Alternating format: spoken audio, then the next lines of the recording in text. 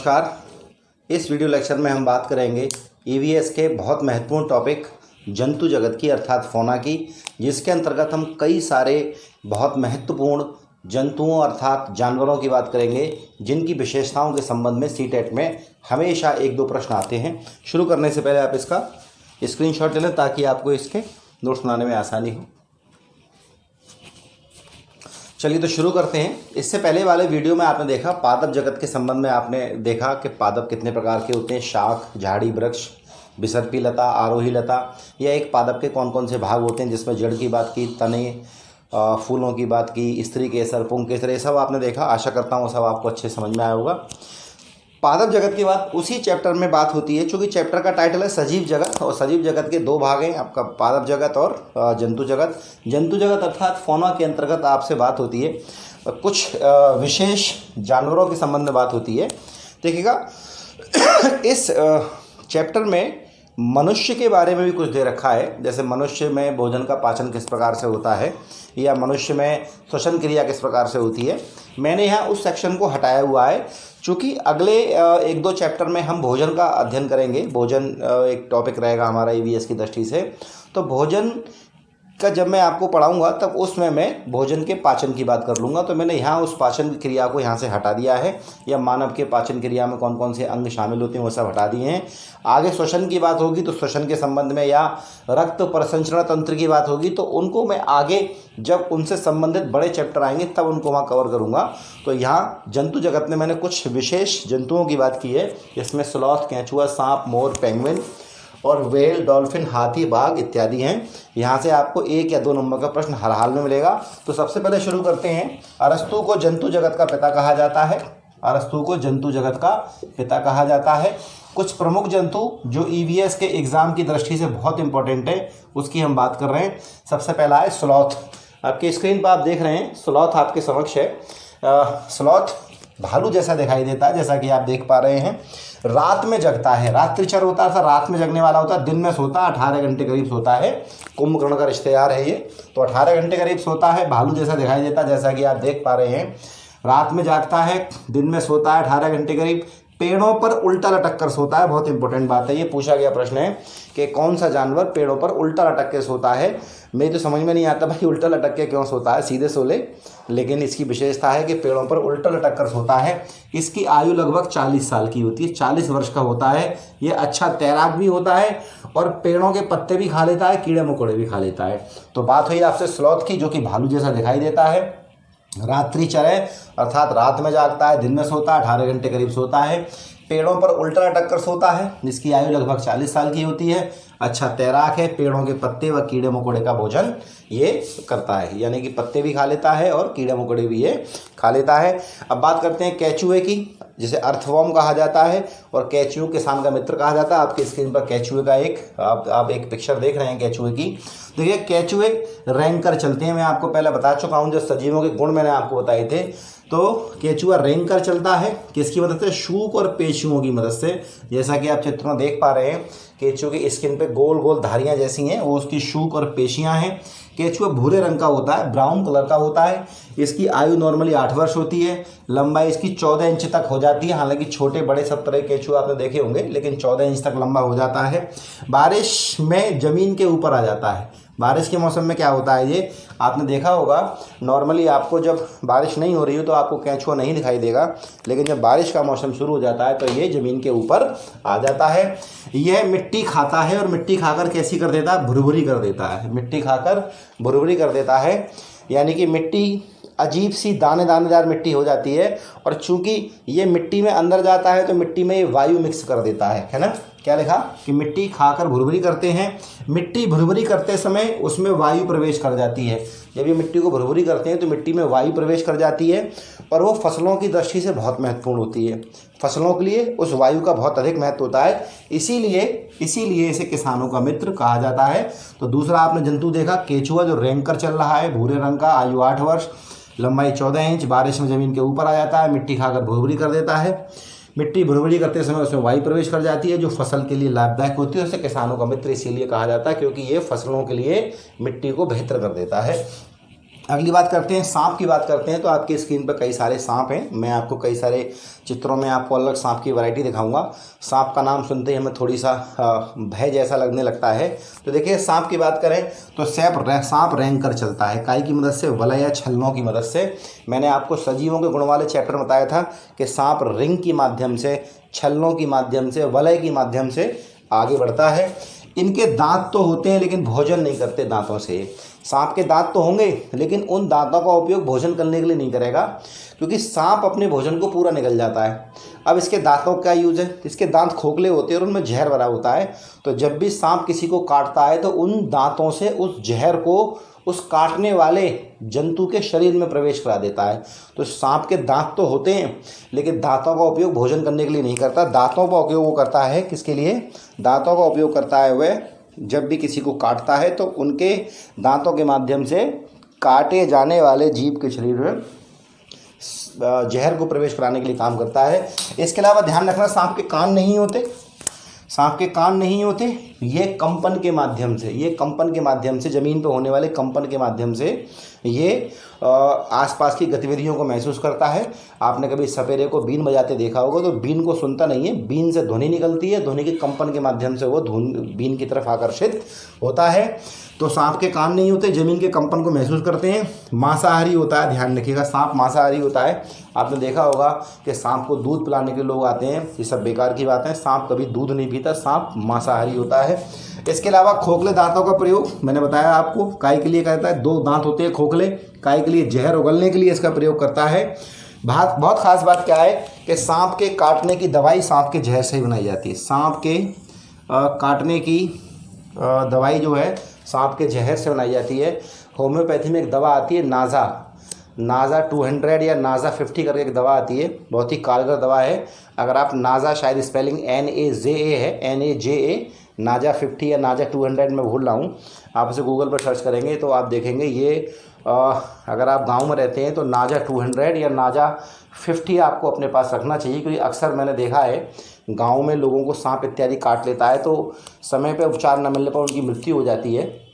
तो जिस दवा का मैं नाम बता रहा हूँ, इसको मैंने कई साइट्स पे इसके बारे में पढ़ा है। ये सांप के जहर से ही बनाई जाती है, और किसी व्यक्ति को सांप काट लेता है तो नाजा 200 या नाजा 50, जो भी इस दवा का नाम है, उसे देने से उसकी जान बचाई जा सकती है। तो ध्यान रखिएगा, सांप के काटने की जो दवा होती है वो सांप के जहर से ही बनाई जाती है। बहुत इंपॉर्टेंट बात है, सांप के काटने की दवा सांप के जहर से बनाई जाती है। भारत में 4 प्रकार के जहरीले सांप पाए जाते हैं। 4 प्रकार के जहरीले सांप पाए जाते हैं। कौन सा पाया जाता है? पहला नाग, जिसे कोबरा कहते हैं, दूसरा दुबोइया, तीसरा करेत और चौथा अफाई। 4 प्रकार के आपके सांप आपको मिलेंगे भारत में जो जहरीले होते हैं। नाम आपके सामने है। ध्यान रखना, इंपॉर्टेंट बात है, कोबरा जो होता है वो घोंसला बनाता है। ये प्रश्न पूछा गया है कई बार कि कौन से सांप की प्रजाति घोंसला बनाती है। क्योंकि घोंसला बनाना चिड़ियों का या पक्षियों का काम है तो हम सोचते हैं सांप घोंसला क्यों बनाएगा, लेकिन कोबरा घोंसला बनाता है। अजगर सबसे लंबा होता है, इसकी लंबाई 30 फीट तक होती है। आप जानते हैं अजगर के ऊपर बहुत सारी मूवीज़ आपने देखी है, एनाकोंडा वगैरह देखी है। 30 फीट तक लंबा होता है और अजगर अपने शिकार को पूरा का पूरा निगल जाता है। सबसे पहले क्या करता है अजगर, आपने कई सारे वाइल्ड लाइफ वीडियो देखे होंगे जहाँ किसी छोटे हिरन इत्यादि को या बकरी इत्यादि को अजगर पहले अपनी गिरफ्त में लेकर उसको मार देता है, उसका दम घोंट देता है, उसके बाद उसको निगल जाता है पूरा। तो अजगर सबसे लंबा होता है, इसकी लंबाई 30 फीट तक होती है। सांपों को भी किसानों का मित्र कहा जाता है। उसकी वजह ये है कि सांप खेतों में रहने वाले चूहों को खा जाते हैं, और खेतों के चूहे फसल को नुकसान करते हैं। तो फसल का नुकसान कर रहे हैं चूहे, और चूहों को सांप ने ख़त्म कर दिया। तो सांप ने किसी न किसी तरह से किसान को फ़ायदा पहुंचाया, जैसे केंचुए पहुंचा रहे थे। इसलिए सांपों को किसान का मित्र भी कहा जाता है। अब देखिएगा, अगला आपके सामने पक्षी है मोर हमारा राष्ट्रीय पक्षी है, आप जानते हैं। इसके पंख नीले व हरे होते हैं। हम सभी ने कभी न कभी जीवन में मोर का नाच देखा होता है, खासकर गांव में रहने वाले लोगों ने। इसके सिर पर मुकुट जैसी आकृति होती है। जब ये अपने पंख खोलता है तो आपने देखा होगा, पंख जब खोलता है तब काफ़ी खूबसूरत दिखता है, और मोर के सर के ऊपर एक मुकुट जैसी आकृति होती है। इसकी आयु 20 साल होती है। ये सर्वाहारी होता है। मोर वनस्पतियाँ भी खा लेता है और छोटे मोटे कीड़े मकोड़े को भी खा लेता है।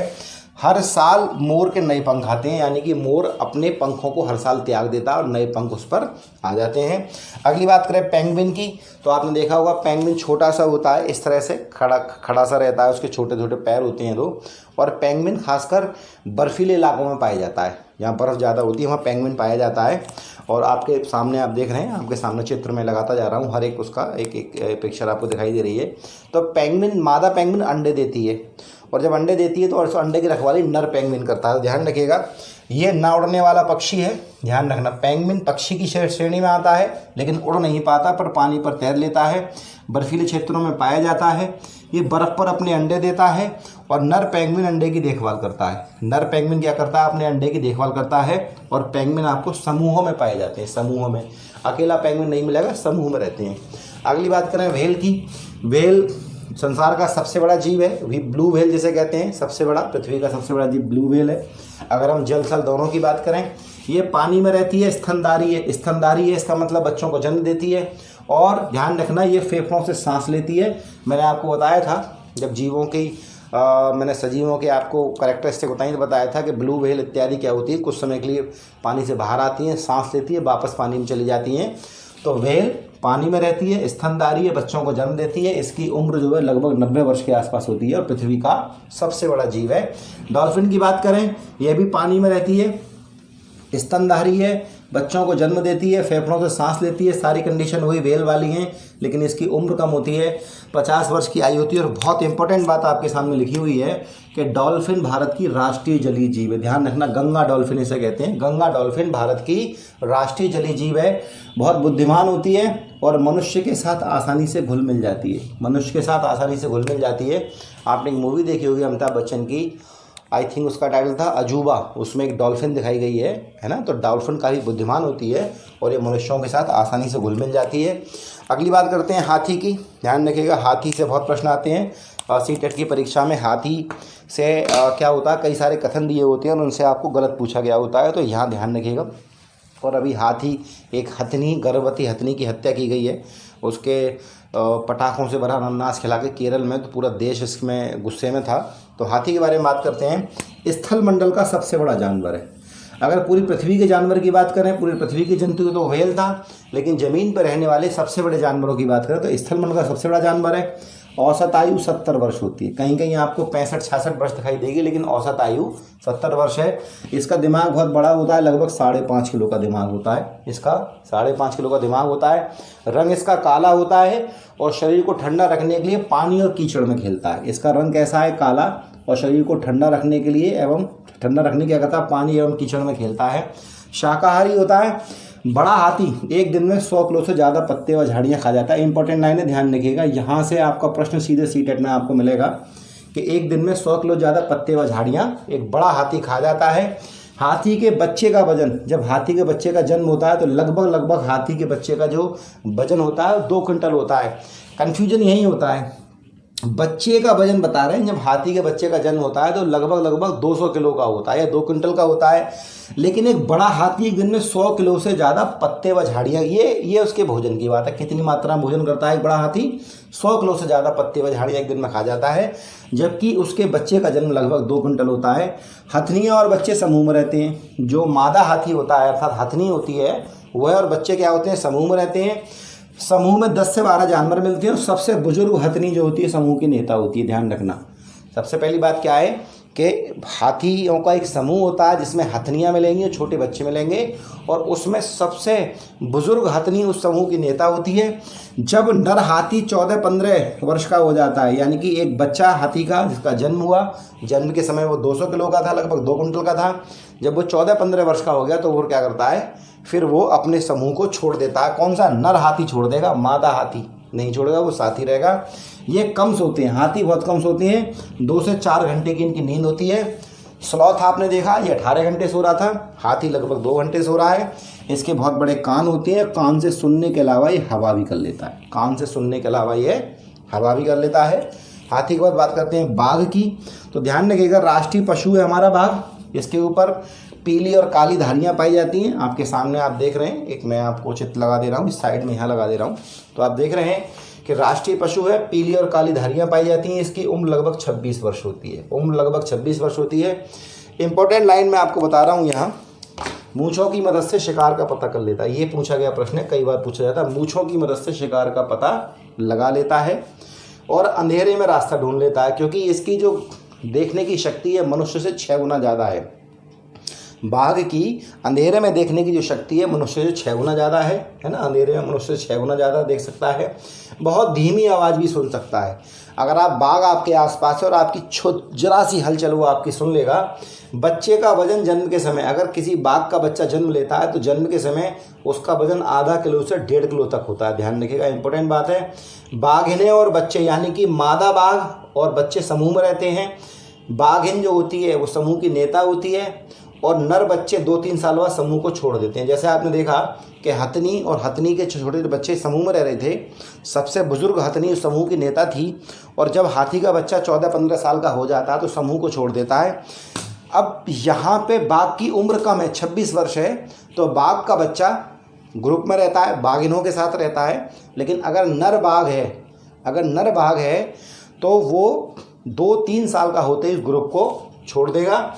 ये अपने मूत्र की गंध से क्षेत्र को पहचान लेते हैं। मैंने बताया था आपको पहले, जैसे कुत्ते होते हैं ना अपने एरिया को पहचान लेते हैं मूत्र की गंध से, इसी तरह से बाघ भी मूत्र की गंध से अपने क्षेत्र को पहचान लेते हैं। एक इंपॉर्टेंट लाइन आपके सामने लिखी हुई है, इनकी दहाड़ लगभग 3 किलोमीटर तक सुनाई जाती है। इनकी दहाड़ जो है लगभग 3 किलोमीटर तक सुनाई देती है और ये मांसाहारी होते हैं। याद रखना, हाथी और बाघ से और स्लॉथ से प्रश्न आपको कई सारे स्टेटमेंट होंगे, उसमें से एक गलत आपसे पूछा होगा। एक चीज़ होती है शीत निद्रा, याद रखना शीत निद्रा, इसे इंग्लिश में कहते हैं हाइबरनेशन। हाइबरनेशन का मतलब क्या है कि कुछ जानवर आपने देखे होंगे ठंड के मौसम में आपको बिल्कुल दिखाई नहीं देते। देखो, आपको मच्छर ठंड में नहीं दिखाई देंगे, आपको मेंढक ठंड में दिखाई देंगे, बहुत सारे जानवर आपको ठंड में दिखाई नहीं देंगे। तो कुछ जानवर ठंड के मौसम में बिल्कुल दिखाई नहीं देते, वे पूरी सर्दी अपने अपने आश्रय में रहते हैं। उनका जो अपना ठिकाना है, कहीं छुपा हुआ गुप्त आवास है, वो उसमें चले जाते हैं और निद्रा में रहते हैं, सोते रहते हैं पूरे टाइम, क्योंकि मौसम उनके अनुकूल नहीं है और वो उस मौसम के आने से पहले, यानी कि सर्दी के आने से पहले इतना खाना खा लेते हैं कि वो खाना खा के सो जाते हैं और कई महीने सोए रहते हैं। और जो खाना उन्होंने खाया है उन कई महीने उन्हें ऊर्जा देता रहता है और जब वो मौसम उनके अनुकूल आता है दोबारा जाग जाते हैं। तो ऐसी निद्रा को शीत निद्रा कहते हैं। इंग्लिश में कहते हैं हाइबरनेशन, अपने अपने आश्रय में रहते हैं, इसे शीत निद्रा कहते हैं। सांप, बिच्छू, छिपकली, भालू इत्यादि कई सारे जीव जंतु ऐसे हैं जो मौसम अनुकूल ना होने पर अर्थात ठंड आने पर शीत निद्रा में चले जाते हैं। आपने गाँव में अगर आप रहते तो आपको पता होगा, गर्मियों में सांप ज़्यादा निकलते हैं, जाड़ों में सांप इत्यादि ज़्यादा नहीं निकलते। तो ये शीत निद्रा थी। तो आपने देखा कुछ बहुत महत्वपूर्ण जानवरों के बारे में आपने बात की। यहाँ से आपका 1 या 2 नंबर हर हाल में पक्का है सीटेट की परीक्षा में। और जो मनुष्य वाला मैंने सेक्शन इसमें छोड़ा, जो कि मैंने आपको बताया कि जहाँ मैं आपको मनुष्य की श्वसन संबंधी, पाचन संबंधी और हार्ट संबंधी बातें बताऊंगा, वो आगे किसी चैप्टर में जहाँ उनसे संबंधित पोर्शन होगा वहाँ मैं जोड़कर पढ़ाऊंगा। वीडियो कैसा लगा कमेंट में ज़रूर आप बताएं, मुझे अपनी राय दें और किसी स्टडी ग्रुप से जुड़े हो तो वहाँ शेयर कर दें। Thank you.